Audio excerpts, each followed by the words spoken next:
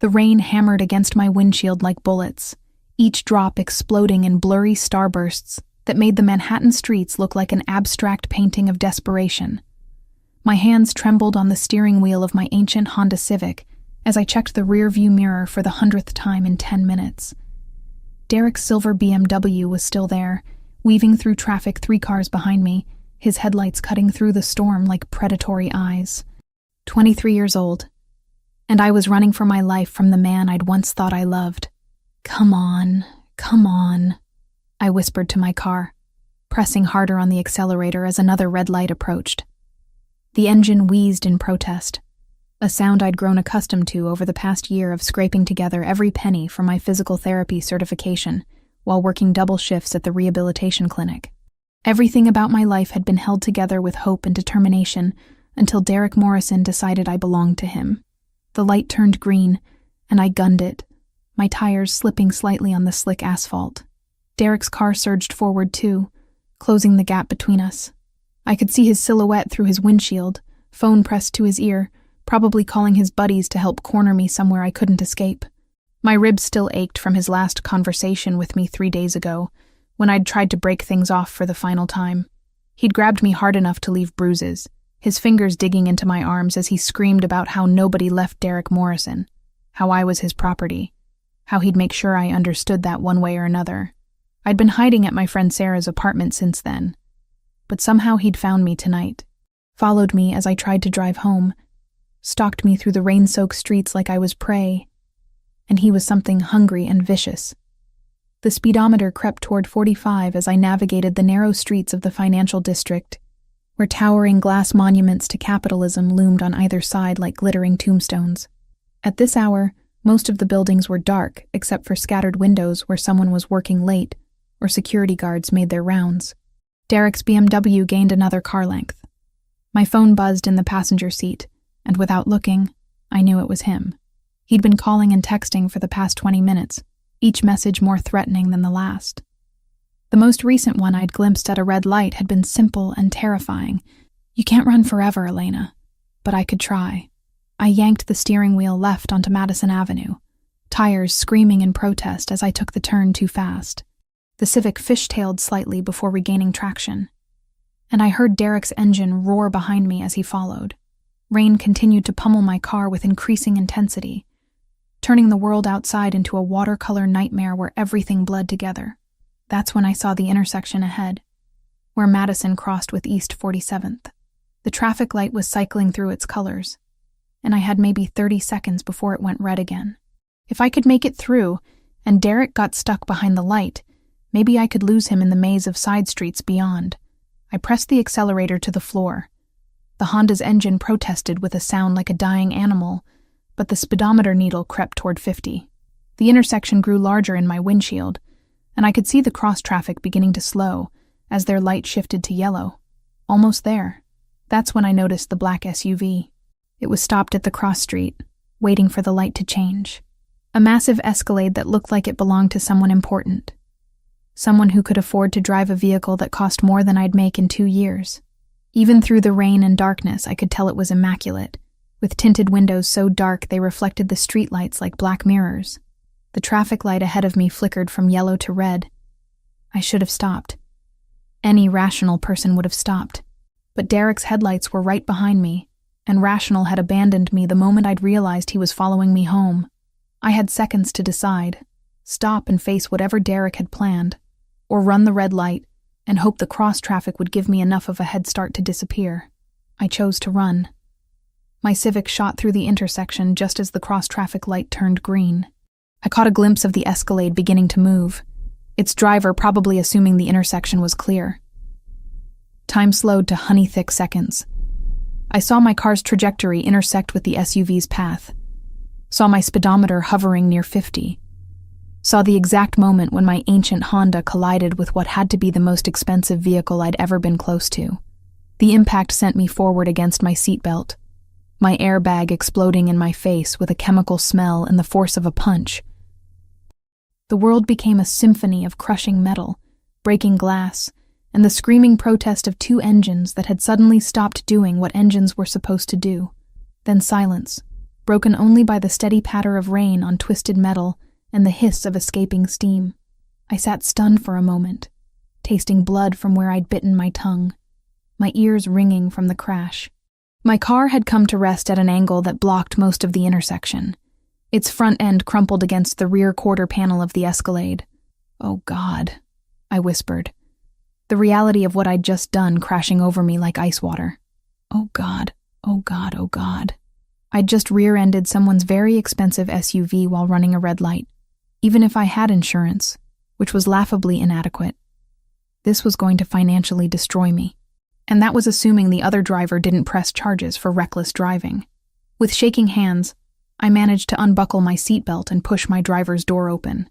Rain immediately soaked through my sweater as I stumbled out to assess the damage. My Civic's front end was completely destroyed, the hood buckled upward, and steam rising from what remained of the radiator. The Escalade had fared much better, with only some paint scratches and a dent in the rear panel that somehow managed to look expensive. That's when I heard the car doors opening. 3 doors to be precise. Not just the driver, but passenger doors as well. I looked up through the rain to see figures emerging from the SUV, and my blood turned to slush in my veins. The first man who stepped out was tall and lean, wearing a dark suit that somehow looked perfectly pressed despite the downpour. He moved with the fluid grace of someone accustomed to violence, and even in the dim street lighting, I could see the bulge of a shoulder holster beneath his jacket. The second man was broader, built like a linebacker, with hands that looked capable of crushing bones, and a face that suggested he'd done exactly that on multiple occasions. He positioned himself near the rear of the SUV, eyes scanning the intersection with professional alertness. But it was the third man who made my breath catch in my throat. He emerged from the driver's side with the unhurried confidence of someone who owned whatever space he occupied. Tall and powerfully built, probably in his early 30s, with dark hair that managed to look perfectly styled even in the rain. His suit was obviously expensive, tailored to showcase broad shoulders and a lean waist, and he wore it with the casual elegance of a man born to wealth and power. But it was his eyes that stopped my heart. Dark brown, almost black in the street lighting, they fixed on me with an intensity that made every instinct I possessed scream danger. This wasn't just someone wealthy enough to afford a luxury SUV. This was someone accustomed to having problems solved quickly and quietly, by whatever means necessary. He walked toward me with measured steps, rain beating on his suit without seeming to touch him. When he spoke, his voice carried an accent I couldn't quite place, something European, maybe Italian, and authority that made it clear he was accustomed to being obeyed. "You just caused $50,000 in damage to my vehicle," he said, his tone conversational despite the circumstances. I swallowed hard, tasting blood and rain. "I'm so sorry. I didn't mean..." "Now you owe me your life." The words hit me like another collision, final and absolute. Behind him, his 2 companions had taken positions that blocked any escape routes, though I doubted my legs would have carried me far anyway. That's when Derek's BMW screeched to a halt behind my wrecked Civic. The sleek black SUV that carried me through the rain-soaked streets of Manhattan felt more like a hearse than a rescue vehicle. I sat rigid in the back seat, hyper-aware of the 2 silent men flanking me, their expensive suits and concealed weapons making it clear this wasn't a charity ride. The man who had stepped out of the Escalade, the one whose penetrating brown eyes still haunted my thoughts, sat across from me with the casual confidence of someone who owned whatever space he occupied. Dante Moretti. That's what the lean man with the shoulder holster had called him, when they'd bundled me into this vehicle after Derek's mysterious disappearance into the night. Just Dante, spoken with the kind of reverence usually reserved for royalty or religious figures. "Where are you taking me?" I managed to ask, my voice barely audible over the hum of the engine and the steady drumming of rain against bulletproof glass. "Somewhere safe," Dante replied, his accented voice carrying undertones I couldn't quite identify. Italian, definitely, but refined by years of American education and business dealings. "Your friend Derek won't be bothering you anymore."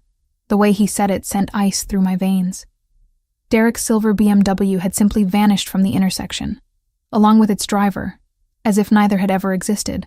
When I'd asked what happened to him, Dante had merely smiled, an expression that contained no warmth whatsoever. "What did you do to him?" "I convinced him to pursue other interests," Dante said, adjusting the cuffs of his pristine white shirt. Even after standing in the rain and dealing with a car accident, he looked like he'd stepped from the pages of a luxury magazine. Derek Morrison has been operating under the mistaken impression that he could conduct business in my territory without consequences. Tonight provided an excellent opportunity to correct that misunderstanding. I stared at him, trying to process the casual way he discussed what sounded suspiciously like a threat. Or worse. Your territory? Manhattan below 59th Street. The docks in Brooklyn. Several establishments in Queens. Dante's dark eyes met mine with unnerving intensity. You've been living and working in areas under my family's protection for over a year, Elena Harper. My blood turned to slush. He knew my name. My full name. How do you... 23 years old. Graduated from NYU with a degree in physical therapy last spring. He continued as if I hadn't spoken. Currently working at Riverside Rehabilitation Center on East 34th Street while completing your certification requirements. Lives alone in a studio apartment on 47th Street. Pays rent 3 days late every month, but always pays in full. Each detail hit me like a separate blow. You've been watching me? I've been watching Derek Morrison, Dante corrected, pulling out a tablet from a compartment I hadn't noticed. Derek Morrison, who owes money to people connected to my organization. Derek Morrison, who has been using you as collateral for debts he can't pay. The words didn't make sense at first, bouncing around in my brain like pinballs. Collateral? 3 weeks ago, Derek borrowed $50,000 from an associate of mine to cover gambling debts he owed to other, less patient creditors. Dante swiped across the tablet screen, revealing what appeared to be financial records. When he defaulted on the payment schedule, he offered alternative compensation. You. I felt like I was falling through space, the world tilting sideways around me. That's impossible. We broke up. I told him I never wanted to see him again. Yes, I'm aware of your attempts to end the relationship. Dante's voice carried a note of something that might have been sympathy. Derek had no intention of honoring your wishes. He planned to deliver you to my associate tonight, claiming you had agreed to work off his debt through specialized services. The implications crashed over me like ice water. Derek hadn't been chasing me out of jealousy or possessive anger. He'd been hunting me like cargo, planning to hand me over to criminals who would use me to pay his debts. I had no idea, I whispered, my hands shaking in my lap. I believe you. Dante reached into his jacket and withdrew a manila folder, thick with documents and photographs. Elena Harper, daughter of Michael and Sarah Harper, both deceased. No siblings, no close family. Worked her way through college while caring for her grandmother until the woman's death 2 years ago. Clean record, no criminal associations, no debts beyond standard student loans. He knew everything about me, more than Derek had ever bothered to learn during our 6-month relationship. The SUV turned onto a tree-lined avenue in what I recognized as Long Island's most exclusive area. Mansion after mansion rolled past the windows, each one representing more wealth than I'd see in a lifetime of physical therapy work. Where are we going? I asked again. My home. Dante closed the folder with a decisive snap. Derek Morrison's arrangement with my associate has been terminated. But that leaves us with a problem. What kind of problem? The kind that gets you killed if we handle it incorrectly. The SUV slowed as we approached a set of imposing iron gates set into a stone wall that seemed to stretch for blocks. Victor Kozlov doesn't believe in coincidences, Elena. When he discovers that Derek's collateral happened to crash into my vehicle on the same night Derek disappeared, he's going to assume you're working for me. Victor Kozlov. The name meant nothing to me, but Dante pronounced it like a curse word. Who is Victor Kozlov? The head of the Russian organization that's been trying to expand into my territory for the past 2 years. The gate swung open silently, revealing a driveway that curved through manicured gardens toward a mansion that belonged in architectural magazines. He's also the man Derek owed money to before he came to my associate for help. I watched the enormous house grow larger as we approached, my brain struggling to keep up with the layers of criminal politics I'd apparently stumbled into. So Derek owed money to this Kozlov person, borrowed from your people to pay him back, and was planning to give me to your associate when he couldn't repay the loan. Precisely. Dante seemed pleased that I was following the logic. Victor Kozlov is not known for his forgiving nature. When he discovers that Derek has vanished and you've survived, he's going to want answers, and Victor's interrogation methods are considerably less gentle than mine. The SUV came to a stop in front of the mansion's main entrance, where more men in dark suits waited. Through the rain, I could see the outline of security cameras, motion sensors, and what looked suspiciously like armed guards positioned strategically around the property. "This is kidnapping," I said, though the words sounded hollow even to me. "This is protection," Dante replied, his voice carrying absolute certainty. "You're not safe out there anymore, Elena. Derek made sure of that when he put your name on documents as his collateral." The door beside me opened, revealing the lean man with the shoulder holster. Marco, Dante had called him during the brief, tense conversation they'd had while transferring me from my wrecked Honda to this SUV. "Welcome to the Moretti estate, Miss Harper," Marco said, his voice professionally courteous but carrying an undertone that suggested disagreement wasn't an option. I looked back at Dante, who was already stepping out of the vehicle with the fluid grace of someone accustomed to having his every need anticipated. "How long?" "That depends on several factors," he replied, straightening his suit jacket. "How quickly we can locate Derek Morrison's current whereabouts.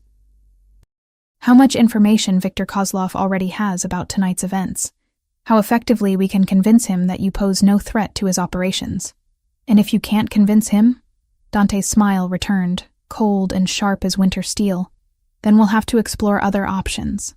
As I followed him up the stone steps toward the mansion's entrance, rainwater running from my hair and my clothes still damp from the accident, I caught my reflection in the glass doors.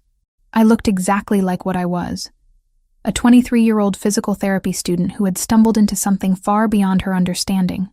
But Dante Moretti looked like he was coming home.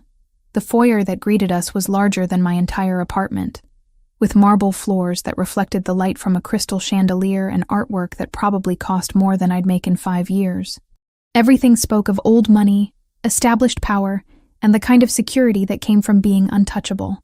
"Your rooms are on the second floor," Dante said, handing his wetsuit jacket to a woman who appeared from nowhere to take it. "Marco will show you up and explain the house rules. We'll discuss your situation in more detail tomorrow, after you've had time to process tonight's events." "House rules? Nothing unreasonable," Marco assured me, gesturing toward a sweeping staircase. "Mostly for your own protection. The grounds are secure, but we ask that guests don't wander unescorted after dark. The staff is discreet and trustworthy, but we prefer that certain topics not be discussed with them." I followed him up the stairs, hyper-aware of how out of place I looked in this palace of marble and mahogany. My sneakers squeaked slightly against the polished steps, and I was certain I was leaving damp footprints on priceless carpets. "Miss Harper," Dante's voice stopped me at the top of the stairs. I turned to find him looking up at me with those intense brown eyes, his expression unreadable. "You're not a prisoner here. You're a guest under my protection. But understand that protection comes with certain obligations." "What kind of obligations?" "Complete honesty about your relationship with Derek Morrison, full cooperation with our security measures, and absolute discretion about what you see and hear while you're here." His voice carried the weight of law, as if these weren't requests, but commandments.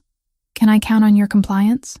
I thought about Derek's plan to sell me to criminals, about Victor Kozlov and his reportedly harsh interrogation methods, about the wreckage of my Honda Civic sitting in that intersection, along with my old life. "Yes," I said quietly. "You can count on it." "Excellent." Dante's smile this time held a trace of genuine warmth. "Welcome to your new life, Elena Harper." 3 days at the Moretti mansion had taught me that luxury could feel surprisingly like a velvet-lined prison. I woke each morning in a bedroom larger than most people's entire apartments, surrounded by furnishings that belonged in museums, served meals by silent staff who treated me with polite deference while never quite meeting my eyes. "This is ridiculous," I said to my reflection in the bathroom mirror, which was framed in what appeared to be genuine gold leaf. My red hair looked strange against the backdrop of imported Italian marble and fixtures that probably cost more than my yearly salary. I'm not his possession, but the evidence suggested otherwise. Designer clothes had appeared in the walk-in closet, all in my exact size, all in styles I would have chosen if I'd had unlimited money. The bathroom was stocked with luxury cosmetics and skincare products from brands I'd only seen in magazines, Even my meals were perfectly calibrated to my preferences, as if someone had studied my dietary habits with scientific precision, which I was beginning to suspect they had. The soft knock at my suite door interrupted my brooding. Marco's voice followed immediately after. "Miss Harper, Mr. Moretti requests your presence in the dining room." I'd quickly learned that requests from Dante Moretti weren't actually requests at all. "I'll be down in a minute," I called back, smoothing the wrinkles from the silk blouse I'd reluctantly chosen from the mysteriously well-stocked closet. Everything fit perfectly, of course. Even the undergarments were my exact size. A level of attention to detail that should have been flattering, but instead felt invasive. The dining room could have hosted a small wedding, with its crystal chandelier and table that stretched for at least 20 feet. But only 2 places were set this morning. At one end, where morning sunlight streamed through floor-to-ceiling windows overlooking the meticulously maintained gardens. Dante sat reading what appeared to be financial reports, his dark hair perfectly styled despite the early hour. He wore a charcoal suit that probably cost more than my car, before I'd destroyed it in the accident that had brought us together. When he looked up at my approach, those intense brown eyes assessed me with the same thoroughness he might apply to a business acquisition. "Good morning, Elena. I trust you slept well as anyone can when they're being held against their will," I replied, taking the seat across from him. The words came out sharper than I'd intended, but I was tired of pretending this arrangement was anything other than what it was. "Against your will." Dante set down his papers with deliberate care, giving me his full attention. "You're free to leave whenever you choose. The front door isn't locked. And walk straight into Viktor Kozlov's arms? You've made it very clear that's not actually an option. Viktor Kozlov is the reality of your situation, not something I created." Dante poured coffee from an antique silver service into a cup that probably cost more than my monthly rent. "Though I understand your frustration. This isn't the life you planned for yourself." I accepted the coffee, inhaling the rich aroma that spoke of exotic beans and professional preparation. Even imprisoned, I was being treated better than I'd ever treated myself. What is this exactly? This arrangement? Am I a guest, a prisoner, or something else entirely? "You're under my protection," Dante replied, the same phrase he'd used 3 days ago, "which means you're my responsibility until we resolve the threat against you. I never asked for your protection." "No, but you needed it." He reached into his jacket and withdrew a manila envelope, sliding it across the polished mahogany table. "Derek Morrison's body was found yesterday morning in the Hudson River. 3 bullet wounds, signs of torture before death. Viktor Kozlov's signature work." My hand froze halfway to the envelope, coffee cup suspended in mid-air. Derek was dead. Actually dead. Not just disappeared.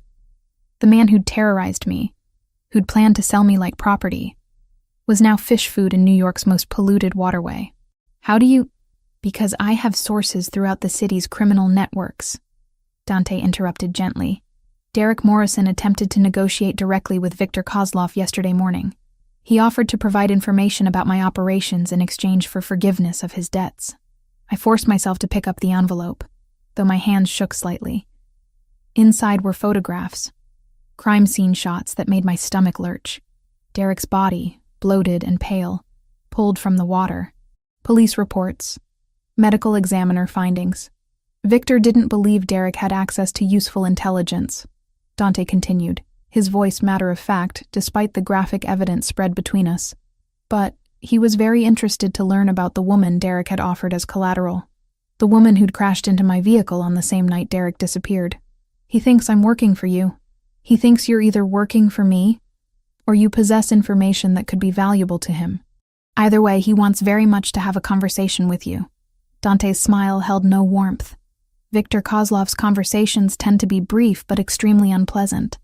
I stared at the crime scene photographs, trying to reconcile the violent corpse with the man who'd once brought me flowers and promised to change his controlling behavior. Derek had been terrible, abusive, possessive. But seeing him reduced to bloated meat in morgue photos made me feel sick. "I need some air," I said, pushing back from the table. "Of course. The gardens are lovely this time of day." Dante gestured toward the French doors that led to the terrace. "Marco will accompany you, naturally." Naturally. I stood, leaving the photographs scattered on the table, like evidence of everything wrong with the world I'd stumbled into. Because I'm under your protection. Elena. Dante's voice stopped me at the door. When I turned, his expression held something that might have been genuine concern. I know this isn't the life you wanted, but it's the life that will keep you breathing. The gardens were even more impressive in daylight, with carefully planned landscapes that created intimate spaces within the larger grounds. Marco followed at a discreet distance as I walked gravel paths between flower beds that probably required a full-time staff to maintain. Everything was perfect, controlled, beautiful, and completely artificial. I found myself at a small pond where ornamental fish swam in lazy circles, trapped in their perfect environment just as I was trapped in mine. The irony wasn't lost on me. Enjoying the view? Dante's voice came from behind me, closer than I'd expected. I turned to find him approaching alone, having apparently dismissed Marco. He'd removed his suit jacket, rolling up his shirt sleeves in a gesture that should have made him look more casual, but somehow only emphasized the power in his forearms and the expensive watch that caught the morning sunlight. It's very controlled, I said. Everything in its proper place, serving its intended purpose. You think that's what this is? Control for its own sake? Isn't it? I faced him directly, tired of the careful politeness that had defined our interactions. You've researched every detail of my life, dressed me like a doll, fed me like a pet, and surrounded me with enough luxury to make me grateful for my captivity. It's very sophisticated, but it's still control. Something flickered in Dante's eyes. Surprise, perhaps, or approval. You're not what I expected. What did you expect? Most people in your situation would be either terrified into compliance or trying to seduce me for advantage. He stepped closer, close enough that I could smell his cologne and see the faint scar along his jawline. You're doing neither. Maybe I'm just not most people. No, he agreed softly. You're definitely not. The moment stretched between us, charged with an attraction I didn't want to acknowledge. Dante Moretti was everything I should fear. Powerful, dangerous, controlling.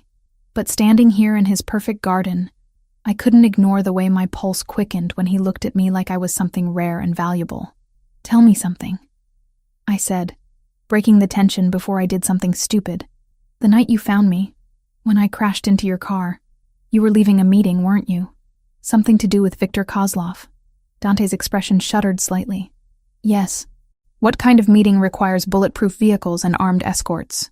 The kind where people discuss territory, business arrangements, and occasionally who lives or dies. His honesty was brutal and refreshing after 3 days of careful euphemisms. I was attempting to negotiate a peaceful resolution to Viktor's expansion into my areas of influence. And how did that go? Poorly. Viktor Kozlov isn't interested in peaceful resolutions. Dante turned away from me, looking out over his controlled paradise. He believes that power should be taken, not negotiated for. Is that what this is about? Power? It's about protecting what's mine. The possessiveness in his voice made me shiver despite the warm morning air. My family, my people, my territory. Viktor Kozlov wants to tear down everything my father and grandfather built, and he doesn't care who gets hurt in the process. Your father and grandfather?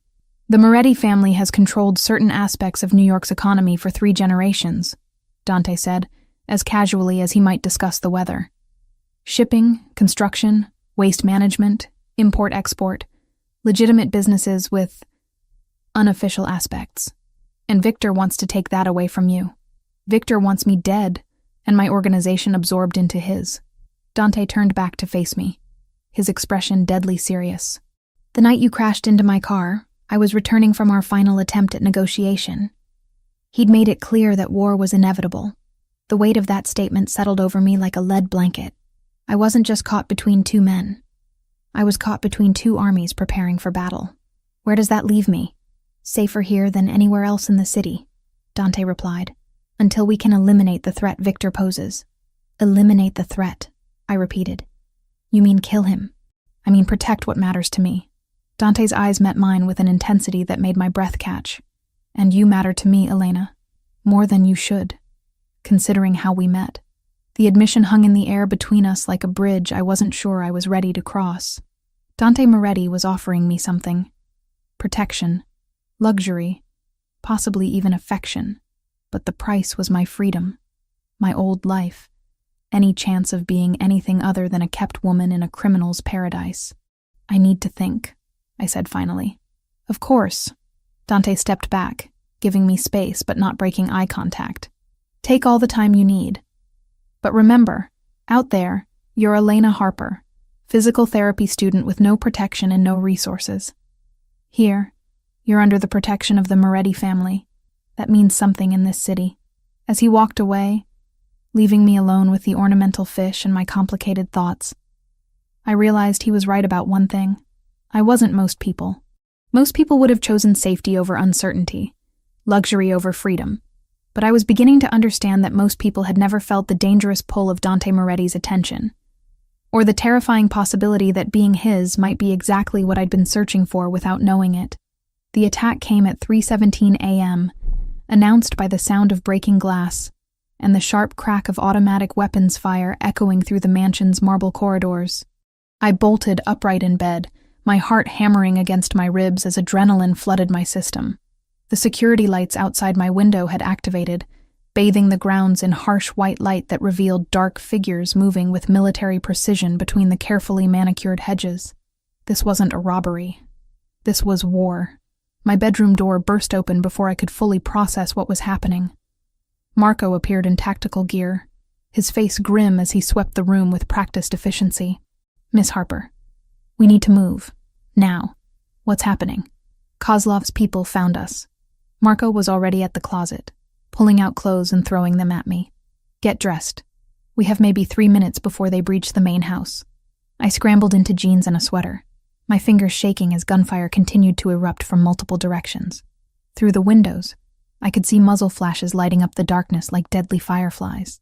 The perfectly ordered world of the Moretti estate had transformed into a battlefield. Where's Dante?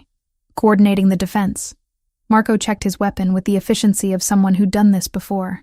He wanted you moved to the panic room immediately. The panic room turned out to be a reinforced bunker hidden behind a bookshelf in Dante's study, equipped with communication equipment, medical supplies, and enough food and water to survive a siege. Banks of monitors showed every angle of the estate, revealing the scope of the assault. At least 20 armed figures had breached the perimeter, moving with the coordination of professional soldiers. How did they find us? I asked, watching the screens in horrified fascination as Dante's security forces engaged the attackers in running battles across the grounds. Someone talked, Marco replied grimly, speaking rapidly into his headset in Italian before switching to English. Or they followed a signal. Kozlov has resources we underestimated. On one monitor, I saw Dante himself leading a team of his men through the gardens, moving with the fluid grace of someone who'd been trained in combat. He wore tactical gear like he was born to it, directing his forces with hand signals while laying down covering fire with an assault rifle. Watching him transformed from sophisticated businessman into lethal warrior was both terrifying and mesmerizing. He's good at this, I found myself saying. Best I've ever seen. Marco agreed, monitoring multiple radio frequencies. Dante didn't just inherit his position. He earned it in situations exactly like this. The lights flickered and went out, plunging us into darkness broken only by the glow of the security monitors. Emergency power kicked in a moment later, but the brief blackout felt like an omen. They're trying to cut power to the main systems, Marco explained, his fingers flying over the communication console. If they take out the generators, we lose surveillance and defensive coordination. On screen, I watched Dante's team fighting their way toward the backup power facility. But Kozlov's people had anticipated this move. The basement corridors swarmed with armed figures, turning the mansion's lower levels into a maze of deadly hide-and-seek. Marco, I said quietly, unable to tear my eyes from the screens. The night Derek died, you said Kozlov tortured him for information. What if Derek told him more than you realized? Marco's expression darkened as he considered this possibility. What do you mean? Derek knew I worked at the rehabilitation center. He knew my schedule, my routines, probably even my emergency contacts. I watched Dante disappear from one monitor only to reappear on another, still fighting his way through the mansion's defenses. What if he told Kozlov about my work? About the techniques I know? What kind of techniques? Physical therapy isn't just about helping people recover. I said, pieces clicking together in my mind. It's about understanding how bodies work, how they break, how to manipulate pain and healing. In the wrong hands, that knowledge could be very useful for interrogation. Marco went very still. You think Kozlov wants you alive for more than just information about Dante's operations? I think Derek sold me twice, I realized with growing horror. Once as collateral for his debts, and again as a potential asset when Kozlov captured him. The implications were staggering. Viktor Kozlov wasn't just trying to eliminate a witness or capture a pawn in his war with Dante. He wanted someone with medical knowledge who could be useful for his own operations. Someone who understood human anatomy well enough to inflict precise damage or extract information efficiently. A new wave of explosions shook the mansion, closer this time. On the monitors, I could see that several of Kozlov's men had reached the main floor, moving systematically through rooms while Dante's forces fell back toward more defensible positions. "Miss Harper," Marco said, his voice urgent as he received updates through his earpiece. "We may need to evacuate to the secondary facility. What about Dante? He's ordered the fallback protocol.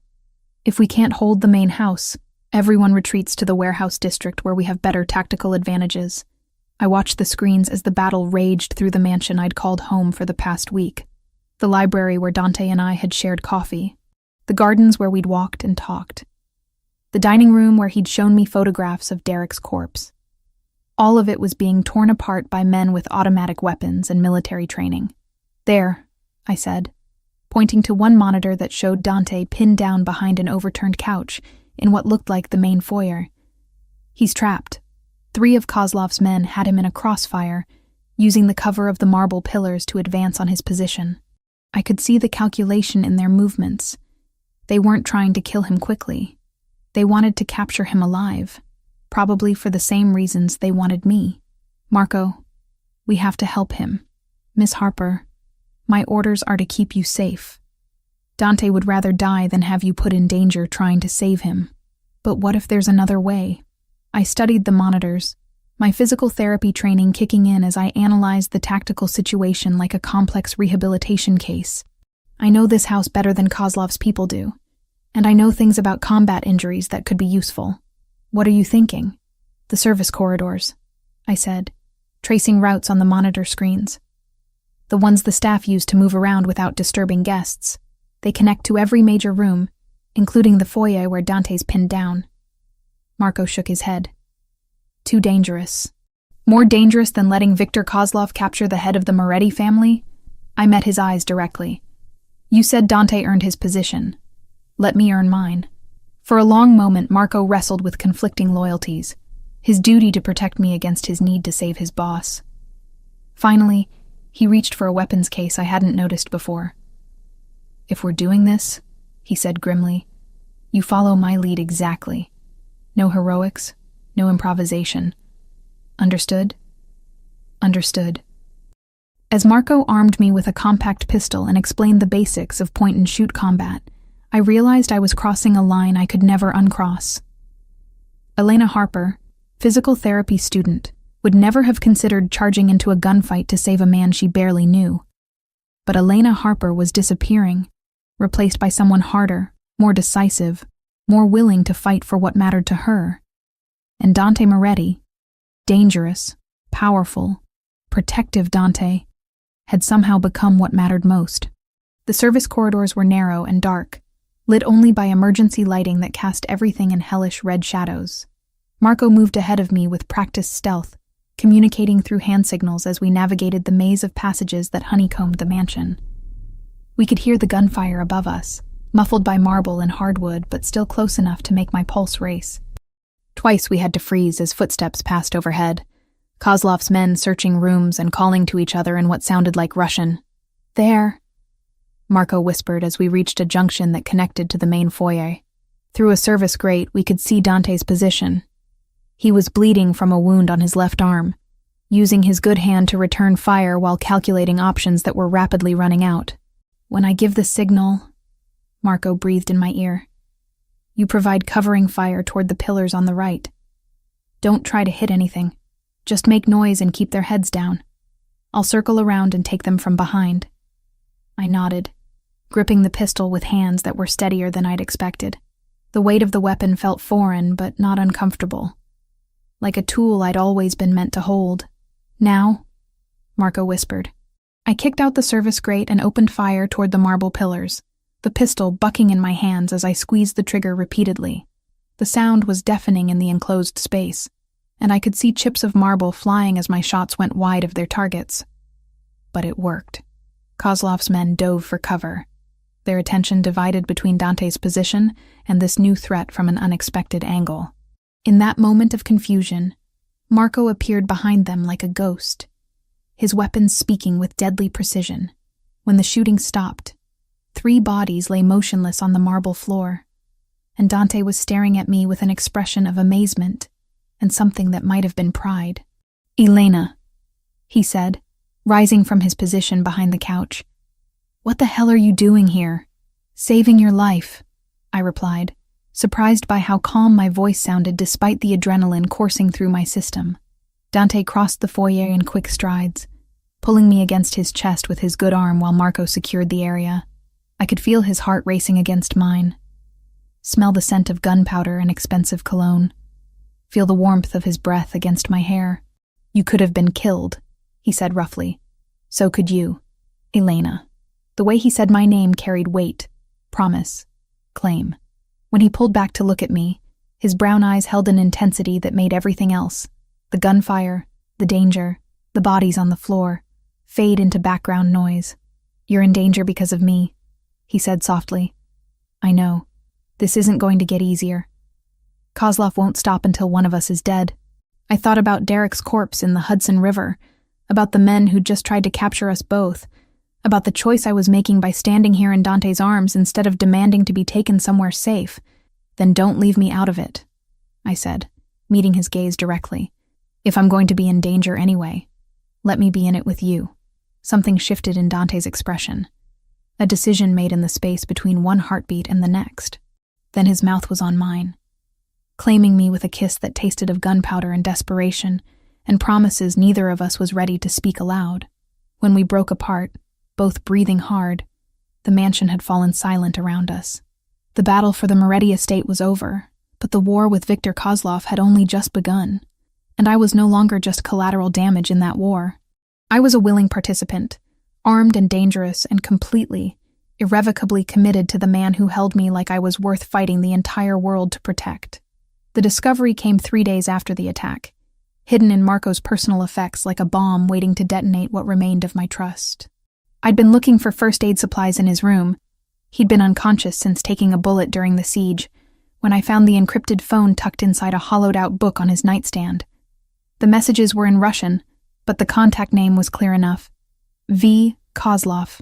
My hands shook as I scrolled through months of communications, each exchange selling pieces of our lives to the enemy. Meeting schedules, security protocols, my daily routines, even photographs of me walking through the mansion's gardens, taken from angles that could only have been shot by someone with intimate access to the property. Marco, Dante's most trusted lieutenant, the man who'd stood beside me during the firefight, who'd trained me to use a weapon, who'd risked his life protecting what we both claimed to love. He'd been betraying us from the beginning. "Elena?" Dante's voice from the doorway made me jump, nearly dropping the phone. He stood in the entrance to Marco's room, his left arm still in a sling from the gunshot wound he'd sustained during the attack. The past 3 days had aged him, etching new lines around his eyes and a hardness in his jaw that hadn't been there before. "We need to talk," I said, my voice steadier than I felt. Dante stepped into the room, closing the door behind him with his good hand. "What did you find?" I held up the phone, watching his expression shift from curiosity to dangerous stillness as he processed what I was showing him. "Marco's been feeding information to Kozlov for months, maybe longer." Dante crossed the room in 2 strides, taking the phone from my hands with surgical precision. His eyes scanned the messages, his face becoming a mask of cold fury as he read betrayals documented in black and white. "Son of a bitch," he said quietly, but the words carried the weight of earthquake. "There's more," I said, dreading what came next, but knowing he had to hear it. "Dante, the night I crashed into your car, Marco knew I was going to be there. What are you talking about? I pointed to a message thread dated a week before the accident. Look at the timestamps. Marco told Kozlov about Derek's debt, about his plan to use me as collateral. But there's something else. A message about rerouting your return from the meeting with Kozlov that night. Marco made sure you'd be on Madison Avenue at exactly the right time. Dante went very still, the kind of stillness that preceded violence. You're saying the accident wasn't random. I'm saying Marco orchestrated everything. Derek chasing me running that red light, even the exact intersection where we collided. The words tasted bitter as I spoke them. He wanted you to find me, Dante. He wanted you to bring me here. Why would he? Dante stopped, the implications crashing over him like ice water. Because Kozlov knew about your medical background, your knowledge of anatomy, pain management, interrogation techniques, and because he knew you'd protect me, I added quietly. Marco's been playing a long game, using me as bait to make you vulnerable. Dante set the phone down with careful control, but I could see the rage building in his dark eyes like storm clouds gathering. 20 feet away, Marco lay unconscious in the mansion's medical facility, hooked to machines that kept him alive, while his body fought off infection from the gunshot wound that might have been meant to maintain his cover. How long have you known? Dante asked, his voice dangerously quiet. I found the phone an hour ago. I've been trying to work out how deep the betrayal goes. I pulled out printed copies I'd made of the most damaging messages. It goes back at least 8 months, maybe longer. He's given Kozlov everything. Security protocols, financial information, personnel files, even details about your childhood, your family. Dante's jaw tightened as he scanned the evidence. My parents, my sister, the anniversary of their deaths, the location where they're buried, even the specific way they were killed. I watched his hands clench into fists. Kozlov has been preparing for psychological warfare, not just physical. And you? Dante's eyes met mine with an intensity that made my pulse quicken. What did Marco tell him about you? I hesitated, then handed him another set of messages. Everything. My background, my training, my feelings for you. He's been documenting my integration into your life like a case study. Dante read in silence, his expression growing darker with each revelation. Marco had cataloged every conversation, every moment of growing intimacy, every sign that Elena Harper was becoming more than just a protected asset to the head of the Moretti family. He turned our relationship into intelligence, Dante said finally. Worse than that, I replied, showing him the final set of messages. Look at the dates on these last exchanges. Marco was planning to deliver me to Kozlov during the next arranged meeting. When? Tomorrow night. There's a warehouse in Brooklyn where you're supposed to meet with Kozlov's representatives to discuss territorial agreements. Marco was going to drug me and present me as a peace offering. Dante went silent for a long moment, processing betrayals that cut deeper than bullets. His most trusted ally had been systematically dismantling everything he'd built, using the woman he cared about as the ultimate weapon against him. I should have seen it, he said finally. Marco's been with me for 5 years. He saved my life twice, built half our security protocols, trained our people. That's what made him so valuable to Kozlov, I pointed out, and so dangerous to us. Dante looked toward the medical facility where Marco still fought for his life, machines beeping steadily in the distance. Part of me wants to walk in there and put a bullet in his head while he sleeps. But you won't. No, Dante agreed.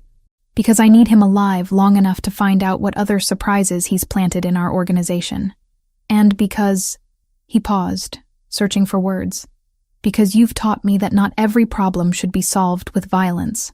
The admission surprised us both. 3 weeks ago, Dante Moretti would have executed a traitor without hesitation. Now, he was considering alternatives, looking for solutions that didn't involve more blood on his hands. What are you thinking? I asked. I'm thinking Marco gave us an opportunity along with his betrayal. Dante's expression shifted from fury to calculation, the strategic mind that had built an empire reasserting itself. Kozlov expects to receive you tomorrow night. What if we give him what he wants, but not the way he expects? You want to use me as bait. I want to use Marco's betrayal against Kozlov, Dante corrected. But only if you're willing. This would be dangerous, Elena. more dangerous than anything we've done so far. I thought about the encrypted phone, about months of documented intimacies sold to our enemy, about the man unconscious in the medical facility who'd smiled at me while planning my abduction. The woman who'd crashed into Dante's car 3 weeks ago would have been horrified by what I was considering. But that woman was gone, replaced by someone harder, more decisive, and absolutely furious at being betrayed by someone I'd begun to trust. "What do you need me to do?" Dante's smile was sharp as winter steel. "Help me turn Marco's trap into Kozlov's funeral." As we began planning our counterattack, I realized I'd crossed another line in my transformation from innocent bystander to active participant in Dante's war. Marco's betrayal hadn't just exposed our vulnerabilities. It had stripped away the last of my illusions about the life I'd chosen. I wasn't just under Dante Moretti's protection anymore. I was his partner in everything, including revenge against the people who'd tried to use our love as a weapon against us both. Tomorrow night, Viktor Kozlov would learn that some traps work both ways, and that the woman he'd tried so hard to capture was far more dangerous than he could possibly imagine. The warehouse in Brooklyn stood like a monument to forgotten industry, its broken windows reflecting the harbor lights in jagged fragments. I sat in the passenger seat of Dante's Maserati, watching the rain streak down the windshield while my heart hammered against my ribs.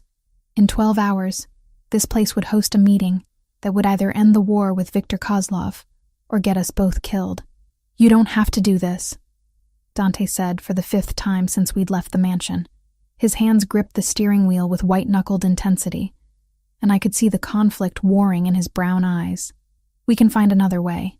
"There is no other way," I replied, adjusting the concealed microphone taped against my collarbone.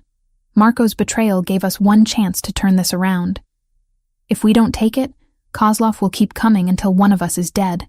Dante parked in the shadow of a shipping container, away from the security cameras that would record tomorrow's meeting. Through the rain, I could see other vehicles positioned around the warehouse. Dante's men taking positions for what we all hoped would be Viktor Kozlov's final mistake. "The moment you signal distress, we abort," Dante said, turning to face me in the dim interior. "I don't care if Kozlov has a gun to your head or promises to end the war. You signal, and I come in shooting. And if everything goes according to plan, then tomorrow night, Viktor Kozlov learns that the Moretti family doesn't negotiate with people who threaten what's ours." Dante's voice carried the cold certainty of someone who'd built an empire on the foundation of keeping his word. "But Elena, if something goes wrong," I silenced him by pressing my lips to his, tasting rain and determination, and the fear he was trying so hard to hide.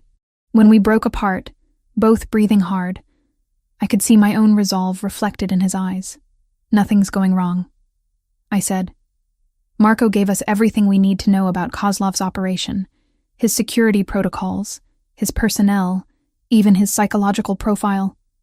We're not walking into a trap. We're building one." Dante nodded, but I could see the tension in his jaw, the way his fingers drummed against the steering wheel in patterns that spoke of nervous energy barely contained. "Tell me again what happens if he suspects you're working with me."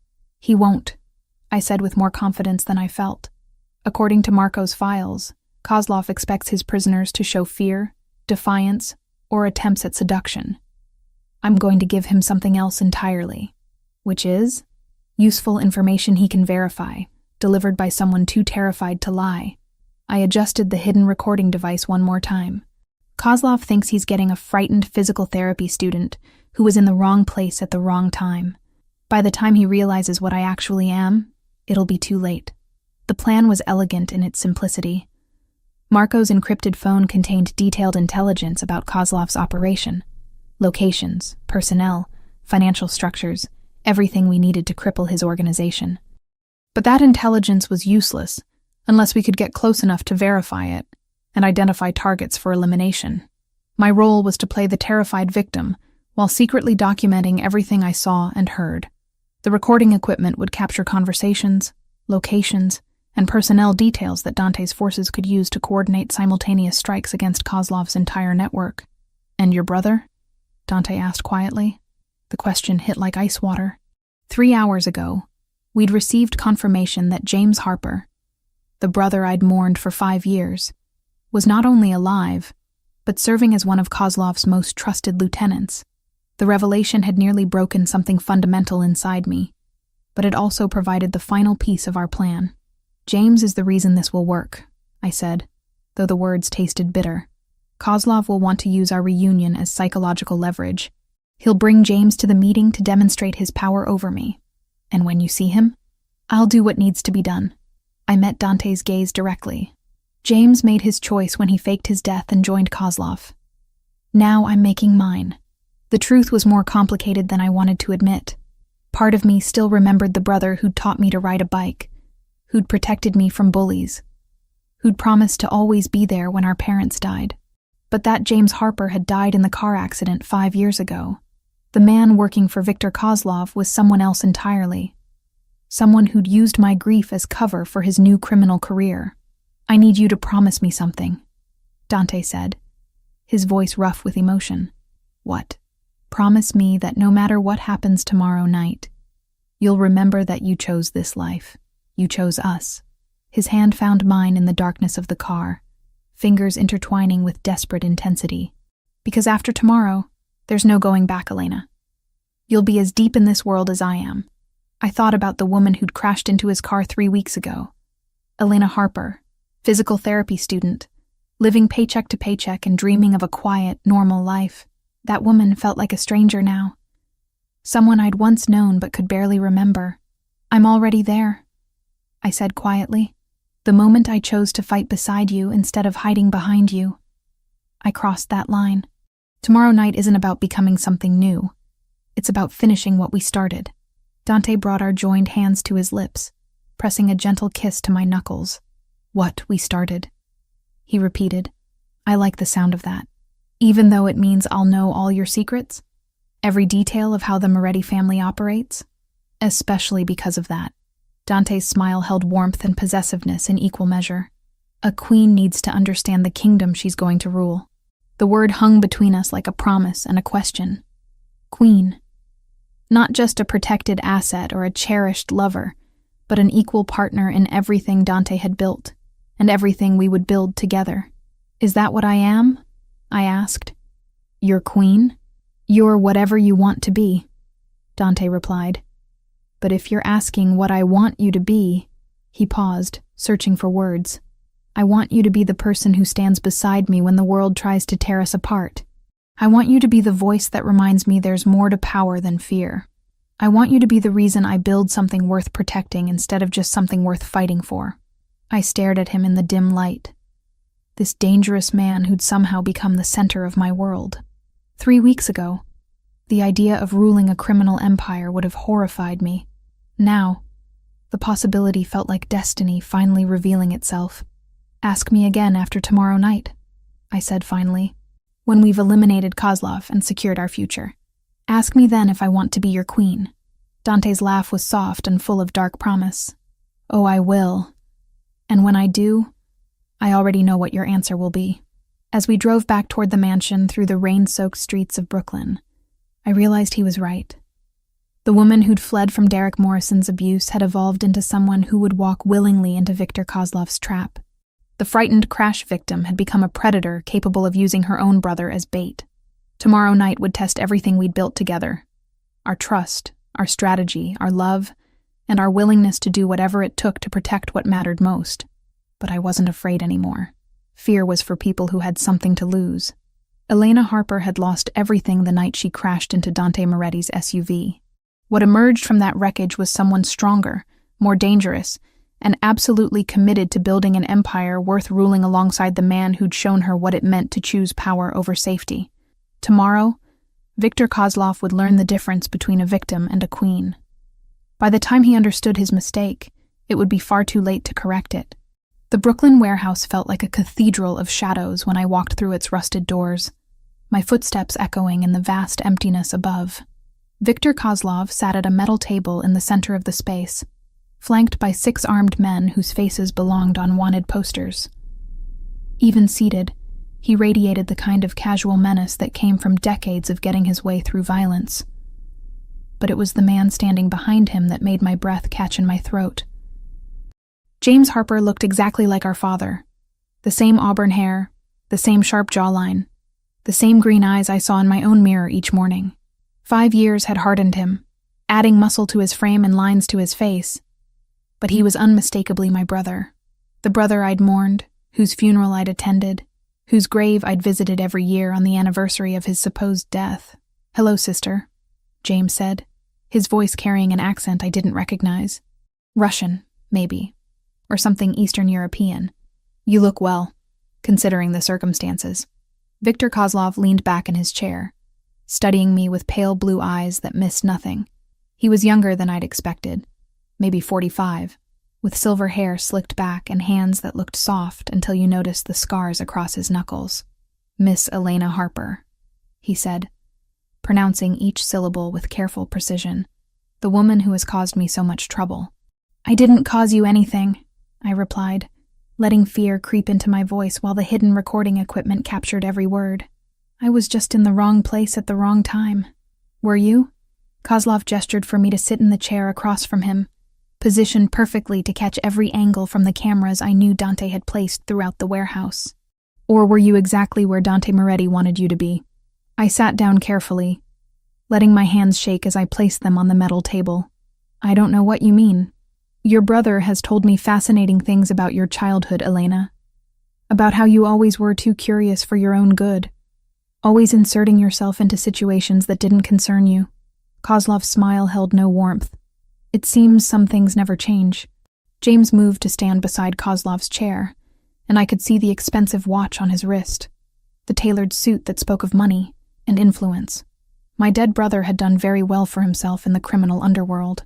"Tell me about your relationship with Dante Moretti," Kozlov continued conversationally. "He's protecting me," I said, which was true enough. "After Derek died, Mr. Moretti said I wasn't safe because of what I'd overheard." "And what did you overhear?" I recounted the conversation about weapons shipments and warehouse locations. Information that Marco had confirmed was already known to Kozlov's organization. As I spoke, I could see one of Kozlov's men taking notes, probably cross-referencing my story against intelligence they'd already gathered. "Interesting," Kozlov said when I finished. "And during your time at the Moretti estate, what did you observe?" This was the crucial moment. I began describing the mansion's layout, security protocols, and personnel details, all carefully selected information that would appear valuable while actually being useless. The real security measures were different from what I described. The personnel assignments had been changed, and the defensive positions I detailed were decoys Dante had established specifically for this meeting. "You pay very close attention to details," James observed, "almost like you were trained to gather intelligence." "I was trained as a physical therapist," I shot back, letting irritation override fear for a moment. "We're taught to observe and document everything. It's part of the job." "Yes," Kozlov said thoughtfully.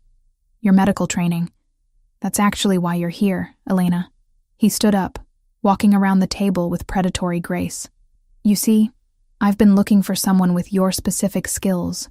Someone who understands human anatomy, pain management, recovery techniques. Someone who could be very useful in my operations." "I help people heal," I said, genuine revulsion creeping into my voice. "I don't hurt them." "Oh, but healing and hurting are just different applications of the same knowledge," Kozlov replied, his hand coming to rest on my shoulder with deceptive gentleness.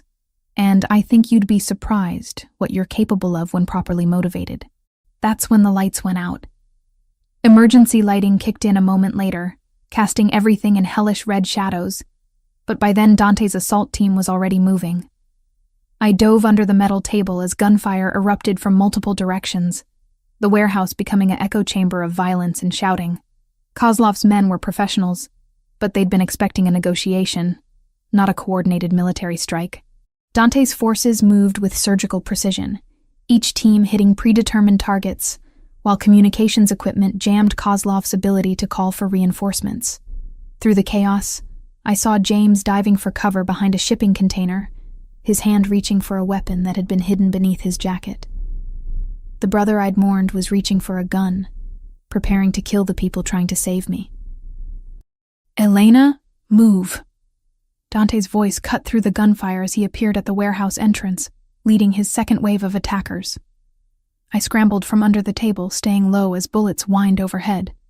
James had found his weapon and was returning fire, his aim disturbingly accurate as he forced Dante's men to take cover. "Behind you!" I screamed as one of Kozlov's men flanked Dante's position. Dante spun and fired in the same motion, dropping the attacker before turning his attention back to the main battle. But Kozlov himself had disappeared in the confusion, using the firefight as cover to slip away toward the warehouse's rear exit. I couldn't let him escape. Too much depended on ending this tonight.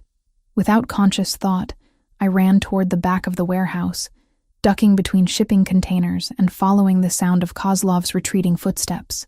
The man who'd planned to torture information out of me, who'd killed Derek and God knew how many others, was 20 feet away from freedom. "Victor!" I called out, letting desperation color my voice. "Don't leave me here." He turned, pale eyes reflecting the emergency lighting like a predator caught in headlights. "Elena? What are you doing?" "They'll kill me if they find me here," I said, walking closer with trembling steps. "Please, I can be useful to you. I can tell you things about Moretti's organization that your other sources don't know." Kozlov hesitated, greed warring with suspicion in his expression. That moment of indecision cost him everything. The knife I'd taken from James's jacket, lifted during our brief reunion embrace, slid between his ribs with the precision my medical training had taught me. I found the gap between the third and fourth ribs, angled upward toward his heart, and pushed until the blade found vital organs. "This is for Derek," I whispered as Kozlov's eyes widened with shock and understanding. "And for trying to use me as your personal torture expert." Viktor Kozlov, head of the Russian organization that had terrorized half the East Coast, died with my name on his lips and surprise in his eyes. The man who'd built an empire on fear and violence was killed by a 23-year-old physical therapy student who'd learned anatomy to heal people. The irony would have been funny if there'd been time to appreciate it. "Elena," James's voice came from behind me, filled with disbelief. "What have you done?" I turned to face my brother, the knife still in my hand, Kozlov's blood staining my clothes. "I chose a side," I said simply. "He was going to make us both rich," James said, raising his weapon with shaking hands. "We could have ruled this city together." "No," I replied, stepping over Kozlov's body. "You chose to rule through fear and violence. I chose to build something worth protecting." The gunshot echoed through the warehouse, but it wasn't James who fired. Dante appeared from behind a shipping container, his weapon still smoking, my brother crumpling to the ground with a bullet through his heart. "He was going to kill you," Dante said simply, holstering his gun and crossing to where I stood over Kozlov's corpse. I looked down at my brother's body, feeling nothing but a strange kind of relief. The James Harper who'd taught me to ride a bike had died 5 years ago in that car accident. The man lying on the warehouse floor was just someone wearing his face. "It's over," I said, dropping the blood-stained knife and walking into Dante's arms. "Yes," he agreed, holding me against his chest while sirens wailed in the distance. "It's over." Around us, the warehouse had fallen silent, except for the crackling of flames, where a stray bullet had ignited some old paperwork. Kozlov's organization would crumble without its leader, his lieutenants turning on each other in the power vacuum his death would create. The war was over. And Elena Harper, the woman who'd crashed into Dante Moretti's car and accidentally started this whole chain of events, had ended it with a precisely placed blade between the ribs of New York's most dangerous criminal. I wasn't the same person who'd fled from Derek Morrison's abuse. I was someone harder, more decisive, and capable of killing when necessary to protect what mattered most. I was exactly who I needed to be to stand beside Dante Moretti as his equal partner in everything that came next. 8 months after Viktor Kozlov's death, I stood on the balcony of our penthouse overlooking Central Park, watching the morning sun paint Manhattan's skyline in shades of gold and amber. My hand rested protectively over the gentle curve of my belly, where our twins were growing strong and healthy, due to arrive in the spring. Elena Moretti. The name still felt new on my tongue, like expensive wine that takes time to fully appreciate. But everything about my life felt new now. The way I moved through the world, the respect in people's eyes when they recognized me, the absolute certainty that I belonged exactly where I was. "The board meeting is in an hour," Dante said from the doorway, carrying 2 cups of coffee, and wearing the kind of smile that still made my pulse quicken. Even in his business suit, preparing for a day of managing legitimate enterprises, He radiated the dangerous magnetism that had first captured my attention in that rain-soaked intersection. "Which board?" I asked, accepting the cup he offered. We had so many now. The medical foundation I'd established using Kozlov's seized assets. The construction company that provided jobs for former soldiers transitioning to civilian life. The import-export business that had become surprisingly profitable once we'd eliminated its criminal components. The hospital expansion project. Your project. Dante settled beside me at the railing, his free hand coming to rest over mine on my stomach. Dr. Elena Moretti, founding director of the Moretti Medical Center. It has a nice ring to it. The medical center had been my idea, born from the realization that my skills could heal more than just gunshot wounds and broken bones.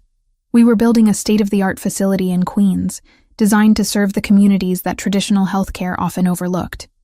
It would be staffed by medical professionals who understood discretion, funded by profits from our legitimate businesses, and managed by someone who'd learned that sometimes healing required more than just clinical expertise. "Any word from the federal task force?" I asked, though I already knew the answer from the contentment in Dante's expression. Agent Morrison signed off on the final reports yesterday. The FBI is officially satisfied that the Kozlov organization has been completely dismantled, with no remaining threats to public safety. Dante's smile held satisfaction, and something that might have been pride. They're particularly impressed with the intelligence you provided about the medical supply theft rings. The irony wasn't lost on me. The same federal agents who'd spent years trying to infiltrate Dante's organization had ended up working with us to eliminate a genuine threat to public safety.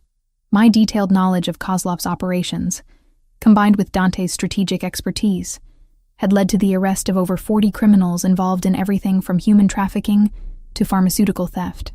And the construction permits for the Brooklyn project? Approved yesterday. Will break ground next month on the first of 12 affordable housing complexes. Dante's thumb traced gentle circles on my hand. By the time our children are old enough to understand, the Moretti name will be associated with hospitals, schools, and homes. Not just the old business. The old business. We still called it that, though most of the Moretti family's traditional activities had been either legitimized or eliminated over the past 8 months. The protection services had become a licensed security company. The import operations had gone completely legal. Even the loan services now operated under federal banking regulations. "Are you sure about this?" I asked. A question that had become ritual between us. "You're giving up an empire your grandfather built. I'm transforming it into something better," Dante corrected, the same answer he'd given every time. "Something our children can be proud to inherit." Through the floor-to-ceiling windows of our penthouse, I could see the remnants of our old world scattered across the city. The warehouse in Brooklyn where Kozlov had died was now a community center. The mansion in Long Island had been sold to a tech entrepreneur who'd turned it into a conference center. Even the Riverside Rehabilitation Center where I'd once worked part-time was now under Moretti Medical's umbrella, its services expanded and its mission elevated. "Mrs. Moretti?" The voice belonged to Sarah, our housekeeper and former member of Dante's security team. Her transition from bodyguard to domestic staff had been smoother than anyone expected, though I suspected she still carried at least 2 weapons under her perfectly pressed uniform. "Yes? The car is ready for your appointment with Dr. Chen, and Mr. Ricci has arrived for his meeting with Mr. Moretti. Dr. Chen was my obstetrician, a brilliant woman who'd been treating high-risk pregnancies for 20 years and understood the unique challenges of expecting twins. Mr. Ricci was the former head of Kozlov's financial operations, who'd decided that cooperating with federal authorities was preferable to spending the rest of his life in prison. "I should go," I said, finishing my coffee. "The twins have been active all morning, and Dr. Chen wants to monitor their positioning." Dante walked me to the elevator, his hand never leaving the small of my back. Even now, 8 months after the last shots were fired, he remained protective in ways that should have felt suffocating, but instead felt like love made manifest. "Elena," he said as the elevator doors began to close. "Tonight, after all the meetings and appointments, I want to show you something." "What kind of something?" "The kind that requires champagne and candlelight, and a question I should have asked months ago." The elevator doors closed on his enigmatic smile, leaving me with butterflies in my stomach that had nothing to do with pregnancy hormones and everything to do with the possibility that Dante Moretti still had surprises up his expertly tailored sleeves. Dr. Chen's appointment confirmed what we'd suspected. The twins were healthy, growing perfectly, and positioned for a relatively uncomplicated delivery in 12 weeks. Baby A was slightly larger, probably going to be our little overachiever. Baby B was perfectly positioned, but seemed content to let their sibling take the lead. Just like their parents, I murmured, studying the ultrasound images that showed two perfect profiles in black and white. By the time I returned to the penthouse, Manhattan was transitioning from afternoon to evening, the sky painted in shades of orange and pink that made our windows look like stained glass. Dante was waiting in our living room, but he'd changed from his business suit into dark slacks and a white shirt that made his brown eyes look almost black. "Close your eyes," he said, taking my hands with the same gentle reverence he'd shown from our first day together. "Dante, trust me." I closed my eyes, letting him guide me through our home toward what I assumed was the balcony. But instead of outside air, I felt the warmth of candles and smelled roses. Dozens of them, if the fragrance was any indication. "Open," Dante said softly. Our dining room had been transformed into something from a fairy tale. Hundreds of white candles cast dancing shadows on the walls, while red roses covered every surface in cascades of silk and velvet. A small table was set for two in the center of it all, with champagne chilling beside sparkling cider for the pregnant woman who couldn't drink alcohol, but still deserved celebration. "Dante, this is 8 months ago. You crashed into my life and changed everything," he said, pulling out my chair with old-world gallantry.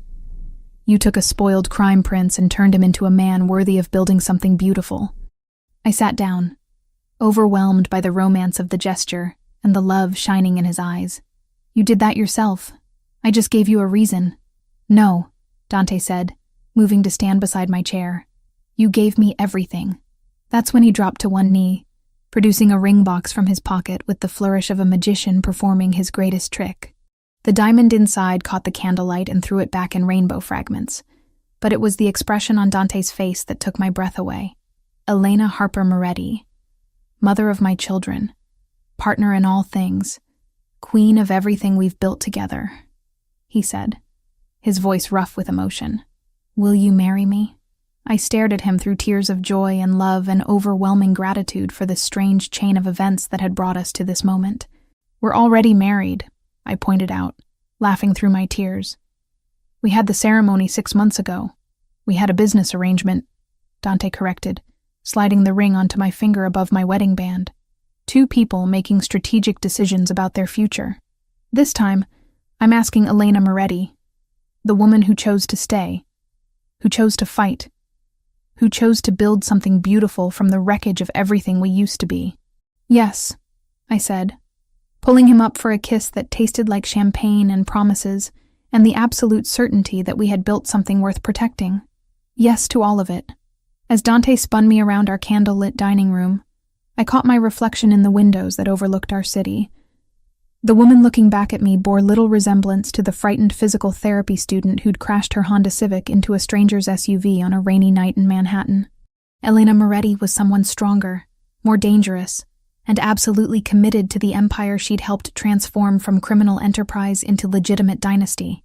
She was someone who could kill when necessary to protect her family, who could heal when mercy was the better choice, and who ruled beside Dante Moretti as his equal in every way that mattered.